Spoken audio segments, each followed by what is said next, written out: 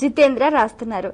శ్రీకృష్ణుడు అర్జునుడికి మాత్రమే గీతను బోధిస్తే అది లోకానికి మొత్తం ఎలా తెలిసింది తెలియజేయగలరు అంటూ రాస్తున్నారు. భారతం చదివితే అర్థమవుతుంది. వ్యాస భగవానుడు భారతాన్ని రాశాడు కదా, మనకెలా తెలిసింది?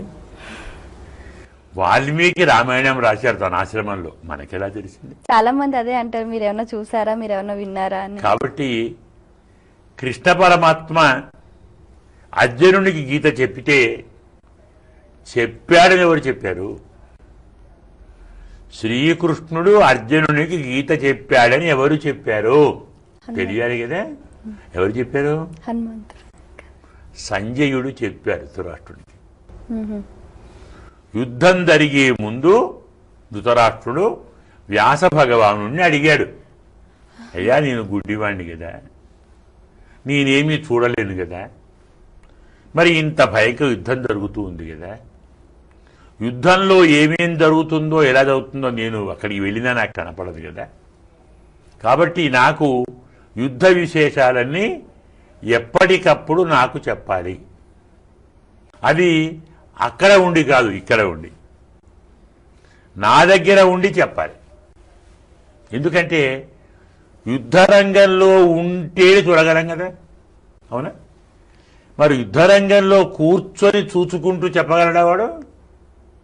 వీడు అక్కడే ఉన్నాడు కదా, ఈ యుద్ధం ఉండగలడా? నేను అక్కడికి వెళ్ళలేను, వాడు ఇక్కడికి రాకుంటే ఎలా నాకు తెలుస్తుంది స్వామి, ఈ ఉపకారం చెయ్యండి అని వ్యాస భగవానుడిని ప్రార్థిస్తే అతను సంజయునికి దివ్య దృష్టి ఇచ్చాడు.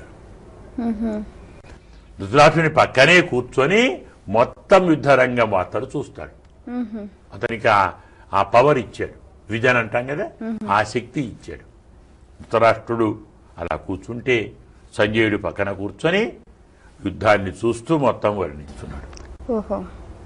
అదే రీతిలో అర్జునుడు కృష్ణుడికి ఏం అడిగాడు, కృష్ణుడు అర్జునుడికి ఏం చెప్పాడు. మనకు ఈ ఘట్టం కూడా మనకు న్యాయంగా ఎప్పుడూ 10 రోజుల తర్వాత బయలుదేరింది. 10 రోజుల దాకా ధృతరాష్ట్రుడు అడగలేదు, సంజయుడు చెప్పలేదు.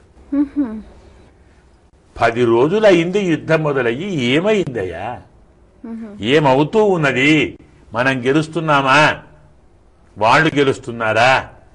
10 రోజుల తరువాత మొదలయ్యింది ప్రశ్న. అంటే 11వ రోజు మనకు సంజయుడు కథ చెప్పాడు. అంటే అసలు గీత పుట్టినది ఎప్పుడు? సంజయుడి కంటే 10 రోజుల ముందే కదా. మనం ఏమంటున్నాం, ఏకాదశి అంటున్నాం. ఏకాదశి నాడు సంజయుడు ధృతరాష్ట్రునికి చెప్పాడు. గీత ఆవిర్భవించిన రోజు అంటే లోకానికి తెలిసిన రోజు. అంతకుముందే జరిగింది అది. ఎప్పుడో చెప్పాడు స్వామి, ఈయన ఎప్పుడో విన్నాడు. కృష్ణుడు అర్జునునికి గీతోపదేశం చేయాలన్న విషయం 10 రోజుల తర్వాత తెలిసింది. సంజయుడు చెప్పాడు, ధృతరాష్ట్రుడు చెప్పాడు. దాని ద్వారా అందరికీ వ్యాపించింది, మన దాకా కూడా వచ్చింది. మనం హాయిగా చదువుకుంటున్నాం. మన కావ్యాలు, మన పురాణాలు, మన ఇతిహాసాలు ఇవన్నీ గురువులు శిష్యులకు చెప్తారు. ఆ శిష్యులు వారి శిష్యులకు, వారు వారి శిష్యులకు. ఆ రోజుల్లో కాగితాలు, కళాలు, రాతలు లేవు. వాక్కు నుంచి వాక్కుకే వచ్చాయి, తర్వాత తాటాకులు వచ్చాయి, ఇప్పుడు మనకి కాగితాలు వచ్చాయి. అందువల్ల ఎవరో రాస్తే మనకెలా తెలుస్తుంది అన్న ప్రశ్న కాదు.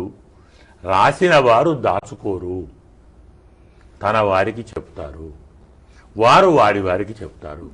ఇలా మన పురాణ ఇతిహాసాలు వ్యాప్తి చెందుతాయి, ధర్మాన్ని వృద్ధిపరుస్తాయి.